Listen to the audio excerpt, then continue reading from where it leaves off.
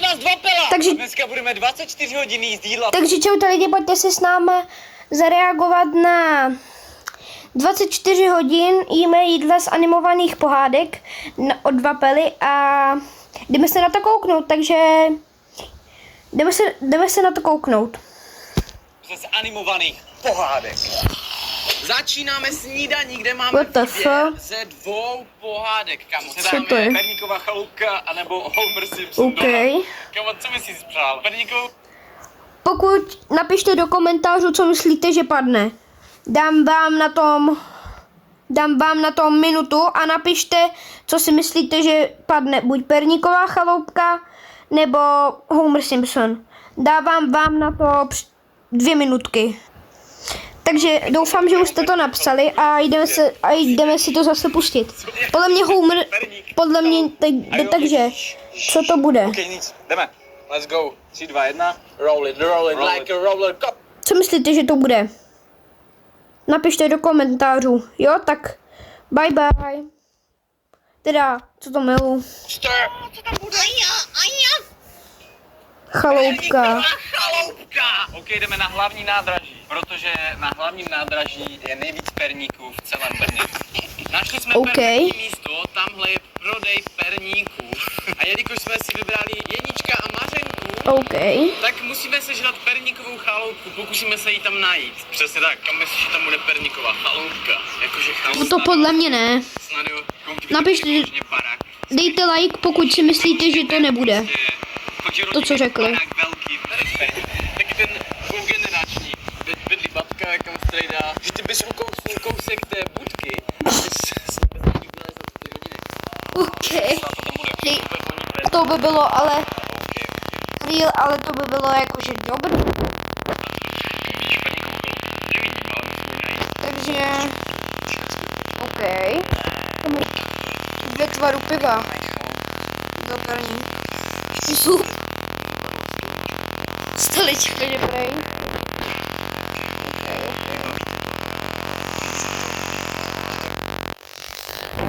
OK.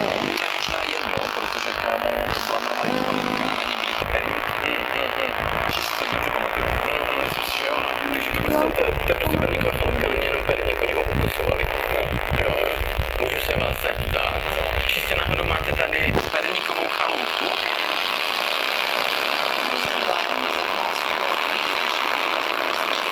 Dobře. A ani nějaký perníček ve tvaru domečku, takový ten 2D?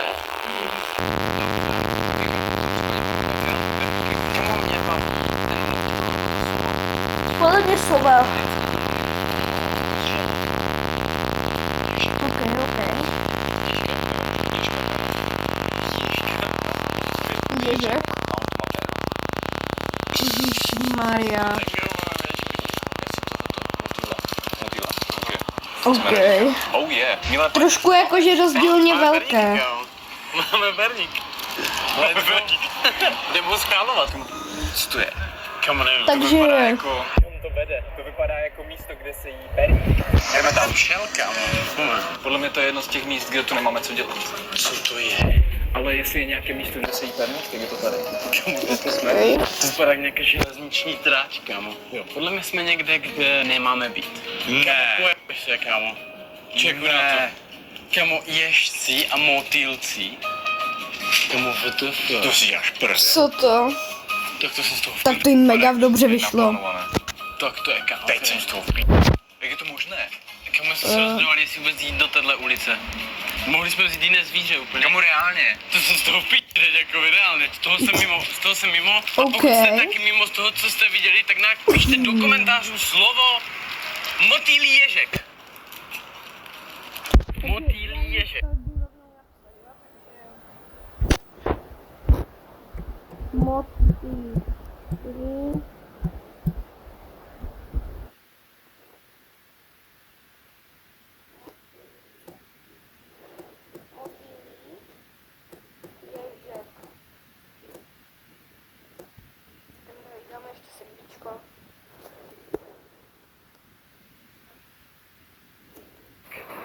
Motýlí ježek.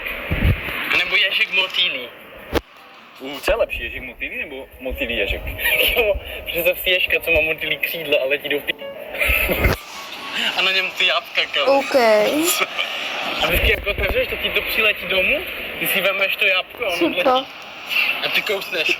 A to jabko bude otravené ze sněhurky, kámo, tak Novém letáku Eva kámo, tak Omlouvám se, že tam byl ten začátek. Omlouvám se, že tam byl ten začátek reklamy, ale prostě vždycky nedá vychytat. kde to sníme. A i dneska nám ten život to Ok. přichystává sám. Přesně tak. Musíme je poprosit, ať nám donesou ještě druhou. Našli jsme ideální spot, kde si vychutnáme perník. Těším se na to. Já si vychutnám svého ježka, který má na sobě út a Krištof má motýla. Kamo, jinak se na to. pamatuješ si, jak jsme točili Uhádni cenu, koupím ti to v Actionu? No. A tam bylo to sněžítko. A v tom těžítku byl út a na něm byl ježek. Kamo, co, tak teď to je naopak. Kdo si pamatuje, napište slovo út a teď je to naopak. Kamo, hej, Teď je ježek a na něm je út. A jinak dejte odběr a zvoneček, ať vám neuteče short a video. Taky, že se vám jako by v reálí A- dějou věci. Pojďme zkusit dát aspoň třeba 45 sledujících.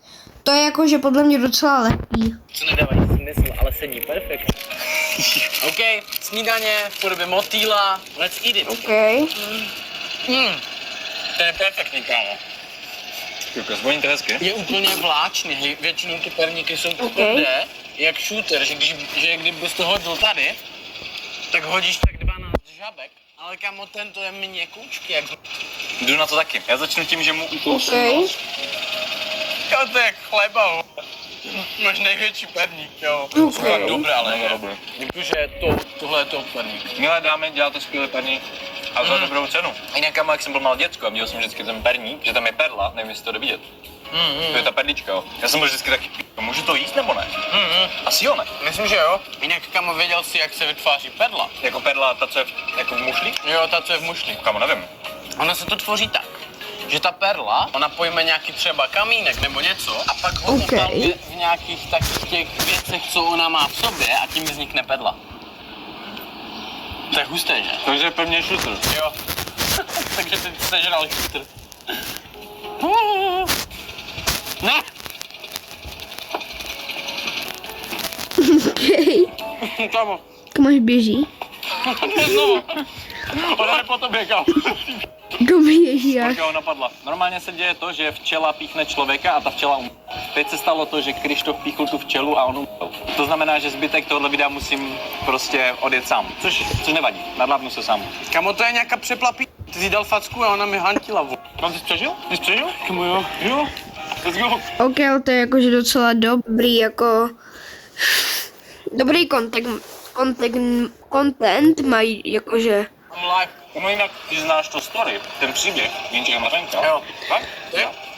No, něco si matně vzpomínám, ale neznám ho přesně už. Já jenom vím, že ten Jeníček byl nenasytný, a sežral skoro veškerý perník, pak byl tlustý a ta ježibaba ho chtěla sníst. Ta ježibaba ho chtěla hodit do pytle, ale pak přišla karkulka a jí přinesla víno té ježibabě. No a stal se takový zvrat, že vlastně oknem skočil vlk, zhodil tu babičku, tu ježibabu, a místo ní tak on zhodil toho Janíčka do toho kotla.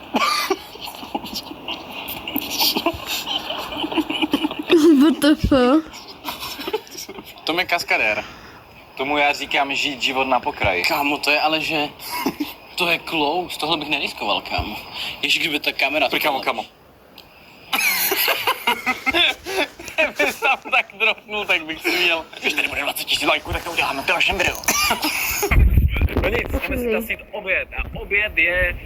Podle mě. A Garfieldovy lasagne. Kdybyste jedli Garfielda, To nevím. a nebo krabí hamburger ze SpongeBoba. Takže lasagne, anebo Podle krabí mě jim burger. padne krabí burger. Jaj, hej, Doufám. Kámo, chtěl bych asi lasagne, kámo. Já tež. Já jsem dlouho neměl lasagne. Nepamatuju si, kdy jsem měl naposledy lasagne. OK, pojď sem, kámo, a zrotuj to. Zmačkni si. Já se to bojím, jakoby OK. tak stát, víš. Co jim padne? A už to jede. Pojď lasagne, Ne, lasagne. kamo, ne. Lasagne. Aha. Let's go. Kamo, nikdy jsem neměl takovou radost z lasagne. Kamo, tež ne, ale já jsem ten krabí burger nechtěl, kamo. Co jako dopadá. Oběd máme zajištěný, najdeme perfektní spot, kde ho dáme. A Vy zatím si připravte talíř aha, pojďte ho o zem. Ne, to nedělejte. OK, na oběd jsme našli nějakou italskou reštiku s tím, že tady by měli mít lasagne. Vypadá to tak, to je tu italská vlajka, tak myslím, že jsme dobře. Tak poznáš, že jsi dobré restaurace. Jo, tak poznáš, že jsi dobré. Yes. Máme tady. Víš, co je výhoda tohohle koncertu? No, že vlastně je vždycky strašně dlouho trvá, než si bude nějaký OK. A tím, že už to máme předem dané, tak je to jen takové, že sebevědomě lasagne. Že už víš prostě. Oni tu mají, že lasagne a mají to napsané, že dle původní recepty. To budou podle mě právě lasagne. OK.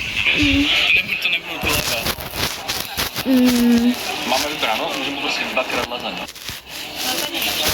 Nemáte lasagne? Vůbec? Tak to musíme odejít. Tak to musíme jít pryč. Jdeme do druhé italské restaurace. Jdeme do druhé. A pokud tam nebudou mít, tak uděláme scénu. Prostě budeme italsky nadávat. Že ta lasagna. Můžeme se zeptat. Máte lasagne? Lasagne. Nemáte lasagne? Nemáte? Nemáte, jo? Chybí na bistro. OK. Asi nemusíte dávat ten lístek. My musíme najít lasagne, takže nepůjdeme. Taky že odejdeš, bo nemají to, co chceš. OK, nacházíme se po obchodním centru a tu mají mít italskou restauraci Spaghetti Parmigiano. A podle mě jsem to vyslovil nejhůř. O, tam jsou, čekuj. Tam nahoře. No way, lasagne vpravo. Nice. OK, a počkej.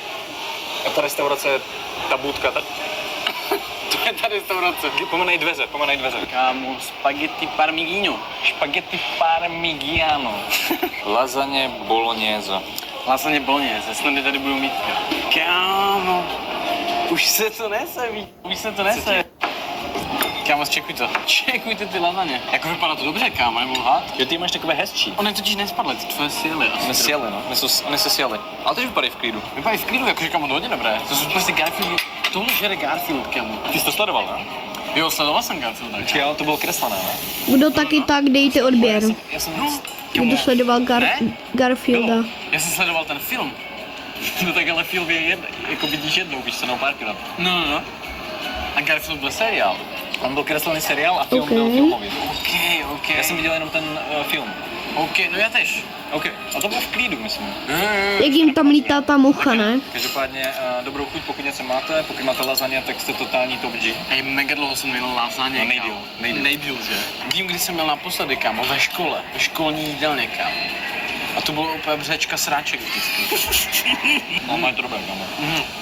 Mají to dobré. Je to skvělé. Prý, a hlavně to mají. Hej, kámo, teď tu lítá moucha, kámo. Předtím nebyla vosa, teď lítá moucha. No. Prostě jdeš hmyzu. Kámo. Vždycky jdou po tobě, jdou.